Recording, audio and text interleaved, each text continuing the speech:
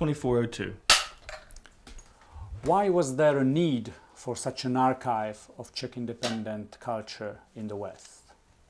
I show you on an example.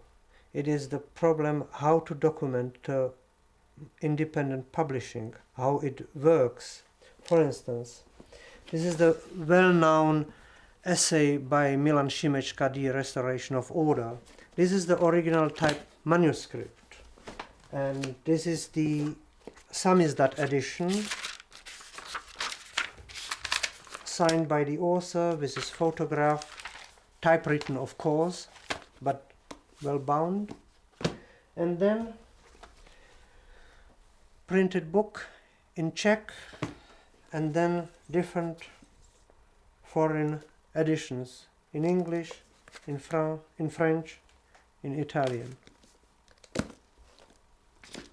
Why was there a need for an archive of Czech culture in the West, a place where all the samizdat publications would be collected? Naturally, this archive belongs to Czechoslovakia. It should be placed in Czechoslovakia, but the actual situation, is not possible. It would be confiscated or destroyed, or it is impossible. That instead of there, it's here for the time being. We hope sometimes all these collections or archives will be back where it belongs, in Czechoslovakia. You have co-edited the famous Black Book, written shortly after the Soviet invasion of Czechoslovakia. This was the first attempt to produce a historical record of an event that had just taken place. Yeah. What's a special role of the historian in a period like the one that Czechoslovakia has known since the invasion?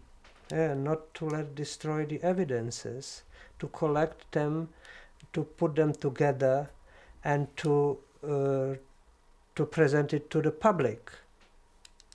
That's not only their right, that it is their duty, and this is the feeling of duty was the main reason why we tried to document the events, the 7 great days of Czech and Slovak nation in 1968. Because you felt that that record was threatened, that every day history was being rewritten by the official propaganda. Not only this, but we wished to give impulse that in all regions, in every town, in every factory, this material would be safely preserved and collected. How many journals are there produced today in Czechoslovakia? How many samizdat journals or publications? Now, currently at least 3 dozen currently published periodicals. Some of them are monthly, some of them are quarterlies, also something like this. And how many books have been produced like that in samizdat, let's say, over the last 10 or 15 years? Oh, I would like to know. only one series, samizdat series, the well-known edition Padlock, counts now, by the end of 1987, 366 titles. And there is Edice Expedice with about 280 titles, and it is Česká expedice, Edice Popelnice, and others.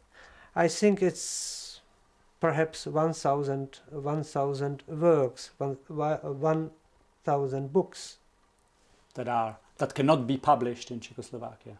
They could not be published in Czechoslovakia, but they exist. They have their readership, and they are reprinted then in the West by exiled publishers, but they are translated. It means they become part of the world literature, of contemporary world literature. They are at disposal. The Czech and Slovak independent writings couldn't is not silenced. Mm-hmm. Could you tell us about your own personal history? What happened to you after the publication of the Black Book? Nothing at the moment, but later, in the course of the so-called normalization in 1917 spring, I was dismissed from the Institute of History of the Czechoslovak Academy of Sciences in Prague, together with a couple of my colleagues. Actually, the whole department of current Czechoslovak and world history was reorganized from the institute. It means it disappeared. And then it was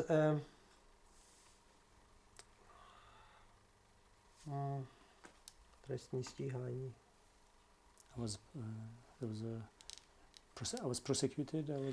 Yeah, there I was accused in 1971. I was accused with two of my colleagues of subversive activities against socialism and against the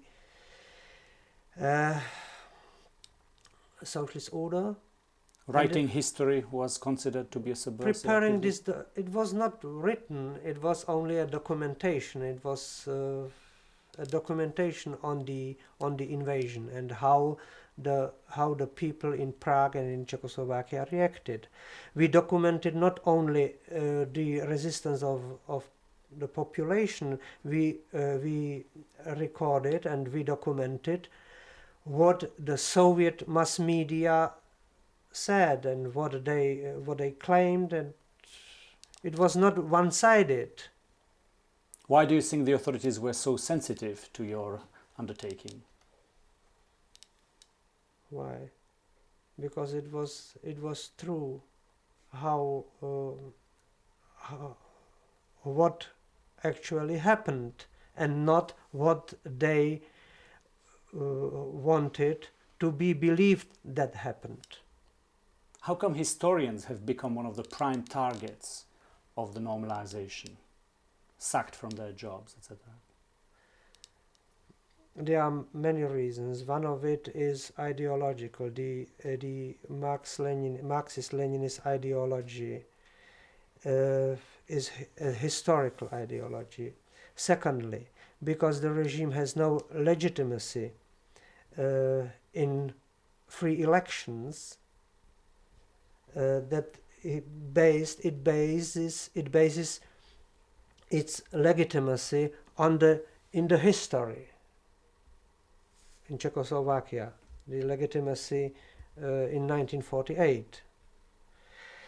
And thirdly, historians seeking for true and telling true what actually happens,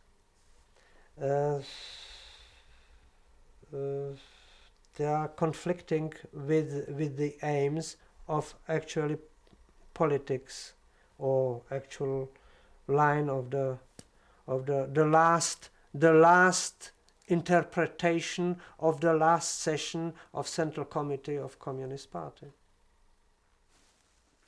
3, take 1.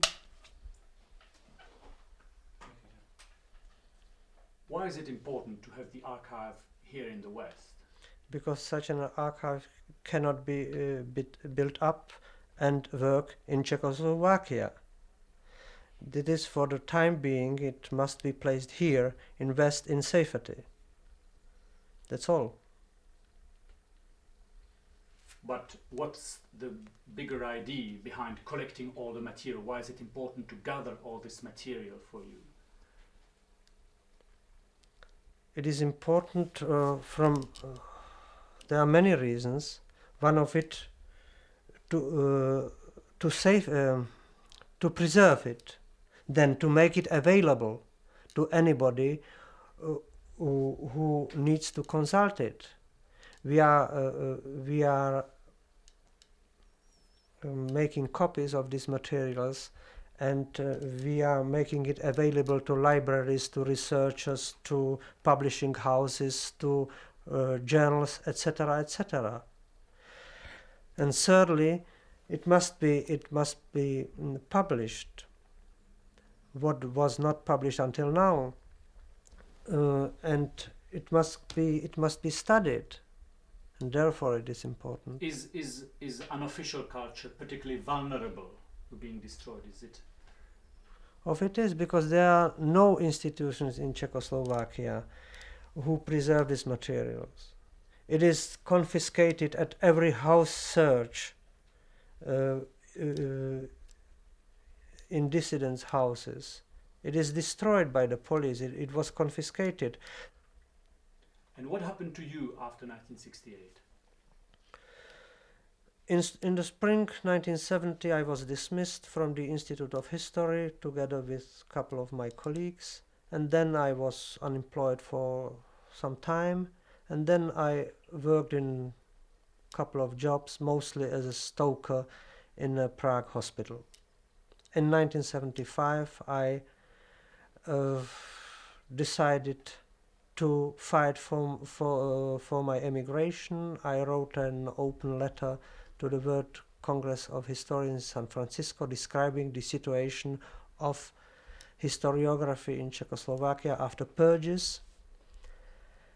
And then 11 months ago, 11 months later, I was allowed to emigrate with all my family legally from Czechoslovakia in July 1976. Okay, great, thank you.